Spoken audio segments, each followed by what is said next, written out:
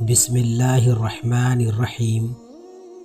کسی کی بیٹی کو اتنی ہی تکلیف دو جتنی اپنی بیٹی کے لیے سہ سکو، ورنہ دنیا گول کیوں ہے اللہ تمہیں سمجھا دے گا۔ اپنی بیٹی پر انگلی بھی نہیں اٹھانے دیتے اور دوسروں کی بیٹیوں کا تماشا بناتے ہو، کمال کرتے ہو۔ لوگ کہتے ہیں پیسہ رکھو، برے وقت میں کام آئے گا۔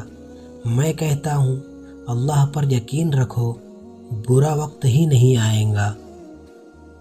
لوگوں کے سامنے مسکراتے رہا کرو اور اللہ کے سامنے رویا کرو، کیونکہ دنیا مسکرانے والوں کو پسند کرتی ہے اور اللہ رونے والوں کو۔ بھائیوں کے حق میں مانگی ہوئی بہنوں کی دعا کبھی رد نہیں ہوتی۔ کامیاب لوگ اپنے فیصلوں سے دنیا بدل دیتے ہیں اور کمزور لوگ دنیا کے ڈر سے اپنے فیصلے بدل دیتے ہیں۔ غلطی اسی سے ہوتی ہے جو محنت کرتا ہے۔ نکموں کی زندگی تو دوسروں کی غلطیاں نکالنے میں گزر جاتی ہے۔ تقریباً 18,000 مخلوقات میں صرف انسان ہی پیسہ کماتا ہے۔ کوئی مخلوق بھوکی نہیں رہتی، لیکن انسان کا کبھی پیٹ نہیں بھرتا۔ کبھی کبھی اچھا لگتا ہے سب جان کر انجان بننا، چپ رہ کر سامنے والے کی چالاکیاں دیکھنا کہ وہ ہمیں بے وقوف بنانے کے لیے کہاں تک جا سکتا ہے۔ زندگی میں لوگوں سے ایک ہی سبق ملا، جن کو ہم جتنا خاص کرتے گئے ان کے لیے ہم اتنے ہی عام ہوتے گئے۔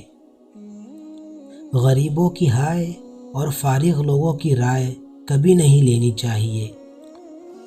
مفت میں صرف ماں باپ کا پیار ملتا ہے، اس کے بعد دنیا کے ہر رشتے کے لیے کچھ نہ کچھ چکانا پڑتا ہے۔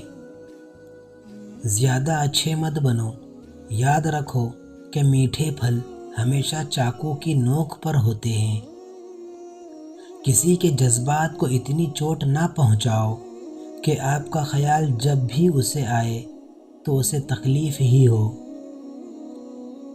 عورت کے آنسو اس کی تکلیف میں اتنے نہیں نکلتے جتنے اسے وہ الفاظ رلاتے ہیں جس میں اس کی توہین کی گئی ہو۔ مرد وہی ہوتا ہے جو غصے میں بھی عورت سے بات کرنے کی تہذیب نہیں بھولتا۔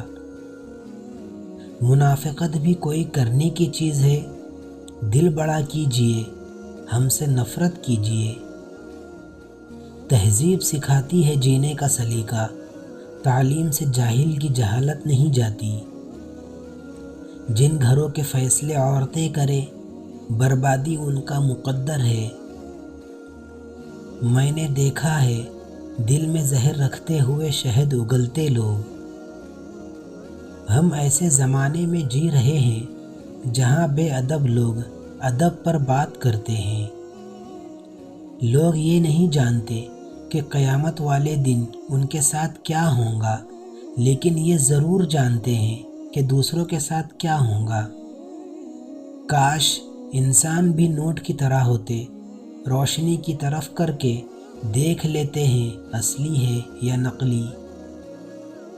بول کر تمام شک و شبہات دور کرنے سے بہتر ہے کہ آپ خاموش رہے اور لوگ آپ کو بے وقوف سمجھے۔